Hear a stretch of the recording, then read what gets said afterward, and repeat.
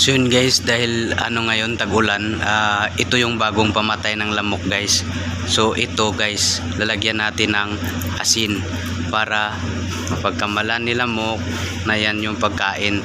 Tapos si lamok is maalatan, is nag-ikot-ikot siya, dito siya nakapunta. Ito is nilagyan natin ng gin or alak. Yan, nilagyan natin. Diyan siya uminom. So ngayon, akala niya kasi is tubig yan, pero yun pala ay alak, gin yan guys. So ngayon ang nangyari kay lamok is nalasing. So naglakad si lamok papunta dito guys. Ngayon ang nangyari is natapilok si lamok. Ang ikamamatay niya guys is nabagok siya dito sa bato. Yan, dito siya namatay. So yun guys, ito po ngayon yung bagong technique ng pamatay ng lamok. So yun guys, kung gusto nyong gawin, try nyo din guys.